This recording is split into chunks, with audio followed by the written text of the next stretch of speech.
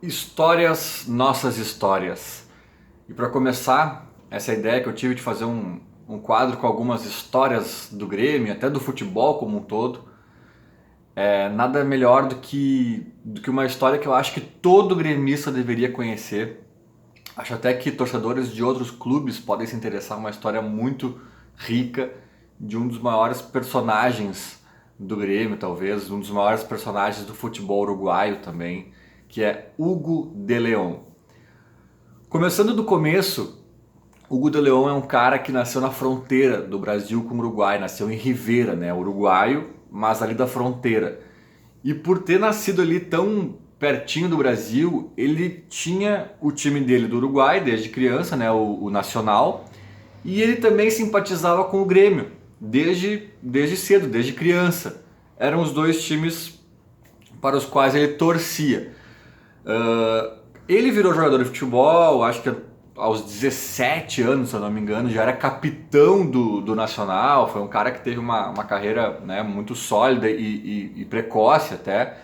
Um cara que se destacou e, imagina, realizou o sonho de guri, né, de jogar no time do coração dele, o Nacional, capitão.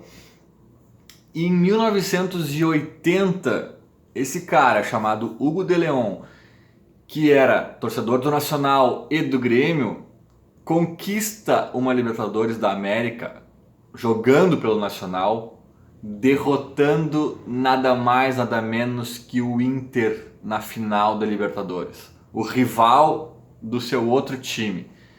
Já começa ali uma história incrível, né? Uma história de um cara nascido na fronteira, torcedor de dois times, ganha Libertadores por um deles contra o rival do outro. Aí essa história tem um episódio bem interessante, ainda em 1980, mas no finalzinho do ano, bem no finalzinho de 1980, realizaram o Mundialito. Lembre-se, em 1980, Hugo de León é jogador do Nacional. Ganha Libertadores, o Mundial e tudo mais. E no finalzinho de 80 tem um Mundialito no Uruguai, que foi um torneio organizado pela FIFA para comemorar os 50 anos da Copa do Mundo. A primeira Copa em 1930, né? Que foi disputada no Uruguai, vencida pelo Uruguai. Então fizeram lá no Uruguai, em 80, esse Mundialito com todos os campeões do mundo até então, né? O Uruguai vence o Brasil na final do Mundialito por 2-1. Uma seleção brasileira muito forte, diga-se de passagem, a base daquela seleção de 82, tão festejada por alguns. E o Uruguai vence por 2-1. Num ambiente, num cenário totalmente politizado, né? Porque as ditaduras na América Latina se encaminhavam para acabar, o povo já estava reagindo de uma forma mais contundente.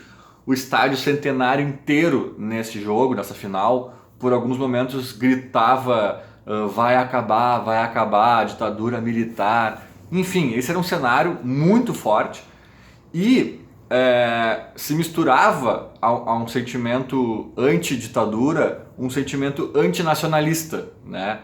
Tipo aquela coisa de não vou usar a camisa da seleção, não vou usar símbolos do meu país porque neste momento está muito ligado à ditadura.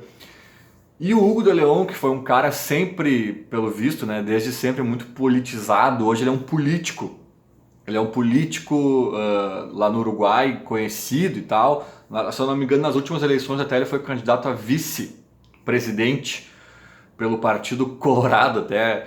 O Partido Colorado, eu conheço pessoas no Uruguai, elas estavam me dizendo, o Hugo de León é um cara hoje extrema direita. Eu fui atrás, não é bem assim, tá? Ele até acho que ele tem inclinações à direita hoje em dia, mas tem o Partido Nacional, né, os blancos que eles chamam, que é a direita de fato. Tem a frente ampla ali do Pepe, né, que tem os movimentos todos ali, o Pepe Mujica e tal, que é a galera de esquerda. E o Partido Colorado é um partido que sempre rivalizou muito com esse de direita, né, o Blanco, que são os mais tradicionais do país. Muitas leis trabalhistas e progressistas que são vigentes até hoje no país são obras de governos do Partido Colorado, mas realmente, mais recentemente, eles estão numa onda um pouco mais à direita, inclusive se juntando aos blancos para fazer oposição à frente ampla do Pepe, Mujica e tudo mais.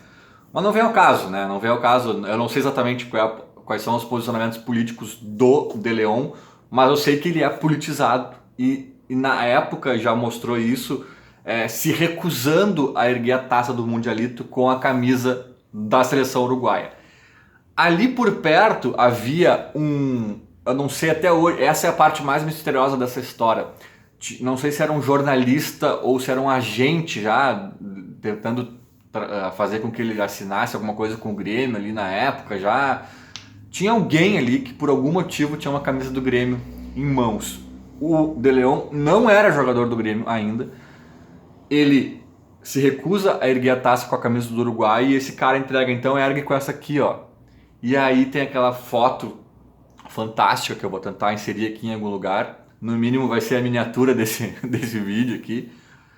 Que é o Centenário, né? O Estádio Centenário no Uruguai, lotado, bandeirinhas do Uruguai assim na torcida, no horizonte, assim, né? Ao fundo. E ele erguendo a taça com a camisa do Grêmio. Ele não era jogador do Grêmio ainda. Viria a ser, né?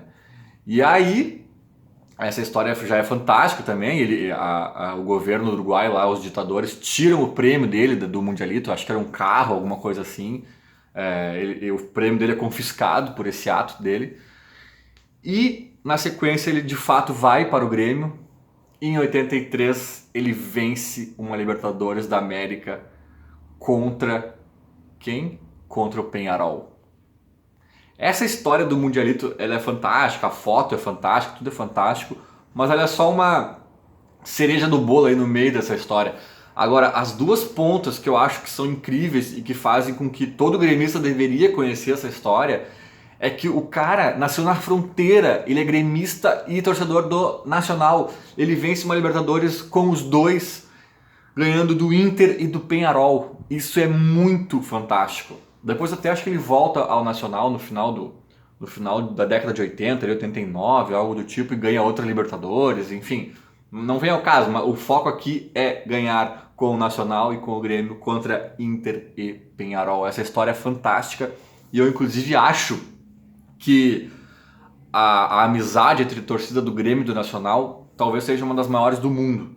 Da América Latina eu acho que com certeza ou enfim, desconheço alguma que seja parecida. Se tu vai lá num jogo do Nacional, lá no Uruguai hoje em dia, é muito difícil tu não ver alguém com um gorro do Grêmio, uma manta, uma coisa muito forte. As torcidas, quando os dois times se enfrentam, gritam juntas, ô Grêmio Nacional.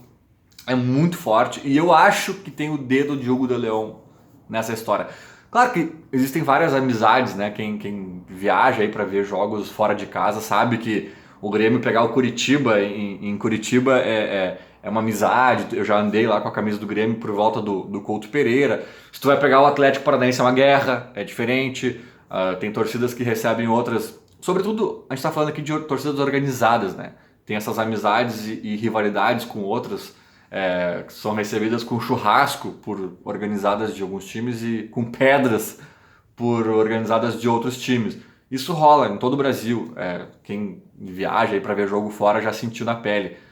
Mas, ainda que eu sei que existam essas outras amizades, eu tenho uma sensação de que a Grêmio e Nacional seja a maior que eu já vi, assim. E talvez isso se deva muito a esse guri chamado o Guito, que nasceu em Rivera e construiu essa história aí com os dois times. Beleza? A história de hoje era essa. Até mais. Abraço.